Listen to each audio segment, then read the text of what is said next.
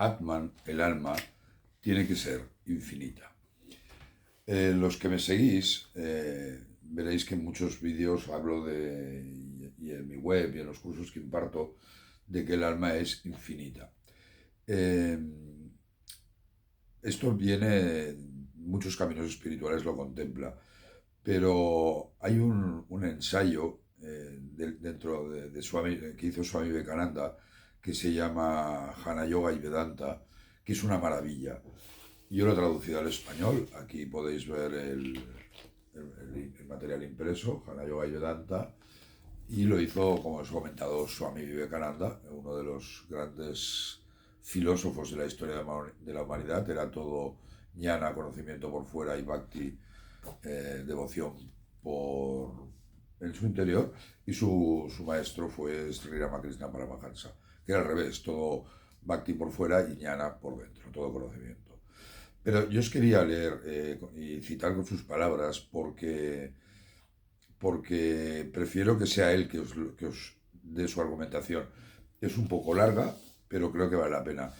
Yo una traducción que he hecho, además de traducirla, he ido incorporando frases del Gita, de Einstein y una serie de Ramakrishna también, para que nos ayude mejor a entender y a conceptualizar lo que Vivekananda nos decía. Y leo.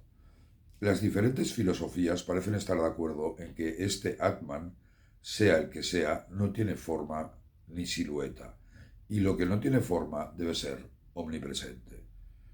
El tiempo comienza en la mente, y el espacio también está en la mente.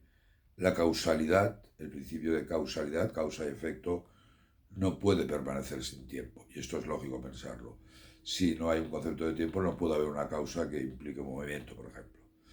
Y seguía y decía, sin la idea de sucesión no puede haber ninguna idea de causalidad. El tiempo, el espacio y la causalidad, por lo tanto, están en la mente. Y como esta alma está más allá de la mente y sin forma, debe estar más allá del tiempo, más allá del espacio y más allá de la causalidad. Ahora bien, si está más allá del tiempo, el espacio y la causalidad, debe ser infinito. Es importante este concepto. Todo lo que no sean nombres y formas o todo lo que está sometida a espacio-tiempo causalidad es finito, tiene un inicio y un final. Y eso es lo que debemos entender. Entonces, el alma no puede ser, eh, no ocupa un espacio determinado, no nace, no muere, que es lo que queremos deducir ahora, pero no está metida al tiempo porque está en la mente. Y nada le puede afectar. El Gita nos lo dice, ese alma ni el viento la puede secar ni el arma cortar. Entonces no está sometida al principio de causalidad. Es decir, quedémonos con la idea de que el alma de momento es infinita. Y luego Vivekananda continuaba y decía, luego viene la más alta especulación en nuestra filosofía, se refería al Vedanta, y dice, y escuchar bien, el infinito no puede ser dos. Si el alma es infinita, solo puede haber un alma, y todas las ideas de varias almas, tú teniendo un alma y yo teniendo otra, y así sucesivamente, no pueden ser reales. El hombre real, o sea, el hombre interior, el alma, por lo tanto, es uno e infinito, el espíritu omnipresente. Y el hombre aparente, nuestro cuerpo, es solo una limitación de ese hombre real. Y en este sentido son ciertas las mitologías de que el hombre aparente, por grande que sea, es solo un vago reflejo del hombre real, que está más allá. El hombre real, el espíritu, al estar más allá de la causa y el efecto, no sujeto al tiempo ni al espacio, debe, por tanto, y atención, ser libre. Ese hombre real, esa alma tuya, no hay ninguna ley que la pueda dominar, no hay ninguna barrera que la impida pasar, no puede estar sometida a nada, no hay ninguna causa que le afecte. Por lo que podemos deducir, sin lugar a dudas, es que el alma por naturaleza es libre.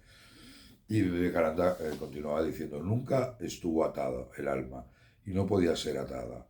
El hombre aparente, el cuerpo, la mente, el reflejo, está limitado por el tiempo, el espacio y la causalidad, y por lo tanto está atado.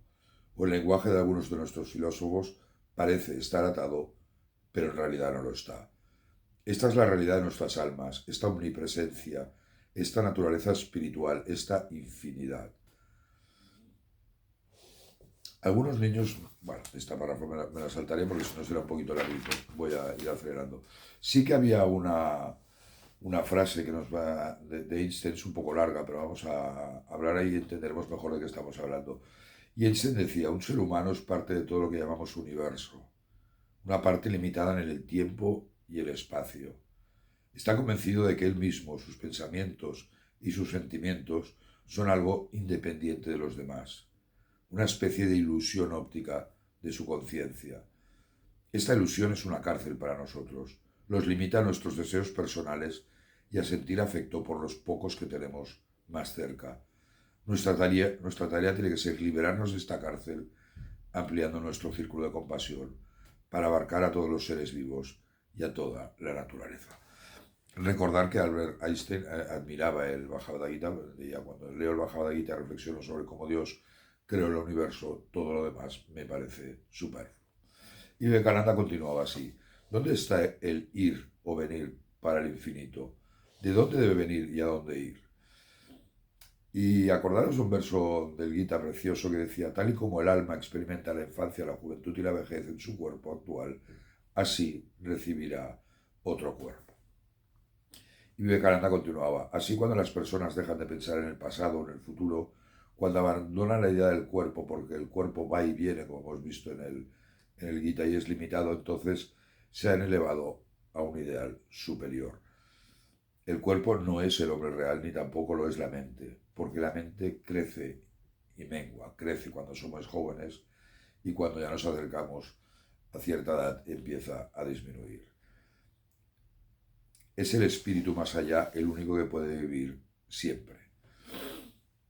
El cuerpo y la mente están cambiando continuamente y son de hecho solo nombres de series de fenómenos cambiantes, como ríos cuyas aguas están en un estado de flujo constante, pero presentando la apariencia de corrientes interrumpidas. Esto es de fácil comprobación. Si te fijas, por ejemplo, en las uñas, si te las cortas mucho, se te cae una uña, se te rompe, más o menos en un mes creo que crece en 1 centímetro. Entonces la uña que teníamos hace un año no tiene nada que ver con la que tenemos, el pelo igual, todo nuestro cuerpo está en constante cambio y por tanto nuestra mente igual.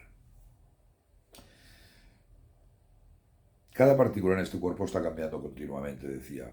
Nadie tiene el mismo cuerpo durante muchos minutos seguidos y sin embargo pensamos en él como el mismo cuerpo. Supongo que nos habrá pasado. Yo, este cuerpo Pedro, a pesar de que ha envejecido, lo sigo viendo cuando dice la primera comunión, ¿no?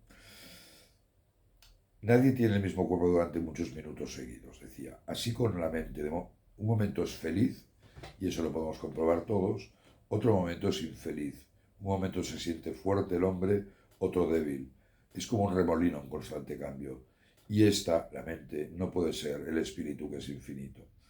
Y os quería comentar una frase de Heráclito que decía: nada es permanente a excepción del cambio.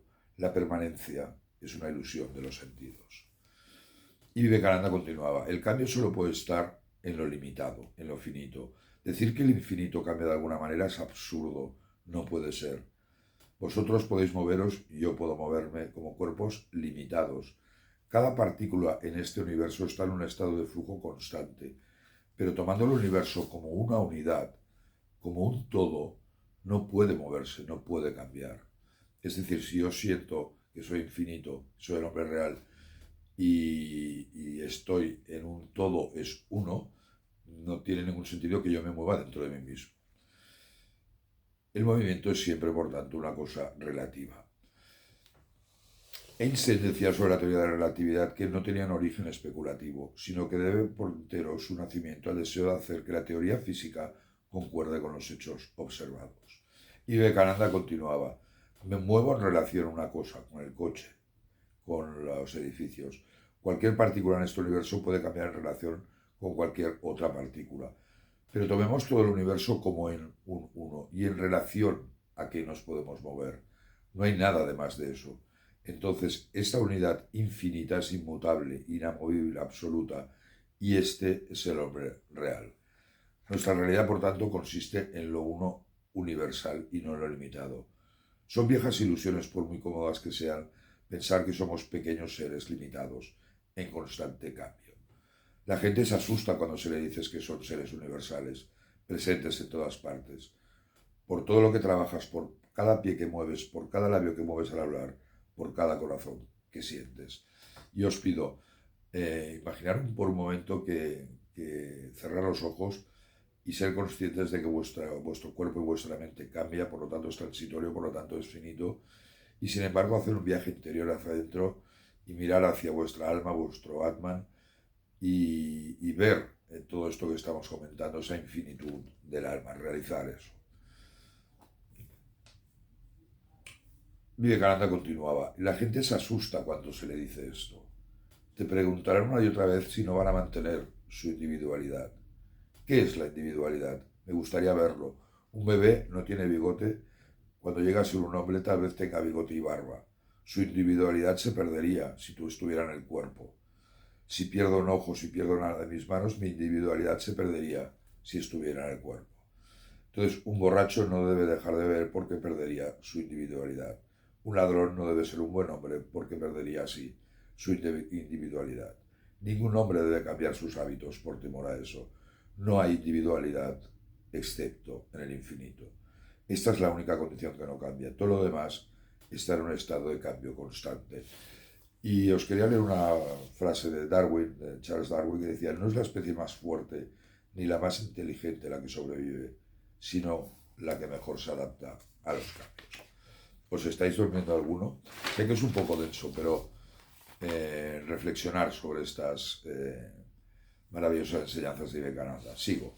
La individualidad tampoco puede estar en la memoria. Supongamos que a causa de un golpe en la cabeza me olvida de todo mi pasado. Entonces he perdido toda individualidad. Yo me he ido el cuerpo. No recuerdo 2 o 3 años de mi infancia. Cuando tenía 1 o 2 años yo no tengo ni idea de lo que pasaba. Y si la memoria y la existencia son una, entonces todo lo que olvido se ha ido. Esa parte de mi vida que no recuerdo no la viví. Esta es una idea muy simple de la individualidad. Y todavía no somos individuos. Estamos luchando por la individualidad y eso es el infinito. Esa es la verdadera naturaleza del hombre. Solo vive aquel cuya vida está en todo el universo. Y cuanto más concentremos nuestra vida en cosas limitadas, más rápido vamos hacia la muerte. Estos momentos son los que vivimos cuando nuestra vida está en el universo, en los demás, y vivir esta pequeña vida es muerte, simplemente muerte. Y por eso viene el miedo a la muerte. Hay un verso del Gita que nos lo explica así, porque cierta es la muerte para los nacidos, perdón, y cierto es el nacimiento para los muertos, por lo tanto no debes lamentarte por lo inevitable. El miedo a la muerte solo puede vencerse cuando el hombre se da cuenta de que mientras haya una vida en este universo, él está vivo. Cuando puede decir, estoy en todos, estoy en todas las vidas, yo soy el universo, solo entonces llega el estado de valentía, de intrepidez, de no tener miedo. Hablar de inmortalidad en cosas en constante cambio es absurdo. Dice un antiguo filósofo sánscrito, solo el espíritu es el individuo porque es infinito. Ningún infinito se puede dividir. El infinito no se puede romper en pedazos. Es el mismo, la unidad indivisa para siempre. Y este es el hombre individual, el hombre real. Y hay un verso del Gita que os cito que está relacionado con esto. Dice, este Brahman indiviso, sin embargo, existe como dividido en todos los seres. Debe ser conocido como el sostenedor de todos. Sin embargo, también es su destructor y también su creador. Bueno, es un ensayo maravilloso sobre el Jnana Yoga. Yo os lo recomiendo que lo leáis. Yo pronto lo voy a tener disponible en Amazon por si lo queréis comprar. Yo soy Pedro Noney. He traducido 2 versiones del Bhagavad Gita, una es esta, la de Gandhi, y luego pues prácticamente toda la obra de mi admirado Swami Vivekananda, que realmente es una joya para entender no solo ya el Vedanta, sino cómo tendrían que relacionarse las diversas religiones del mundo. Si te ha gustado este vídeo, dale un like, compártelo y comenta lo que deseas. Muchísimas gracias. Om Namaste.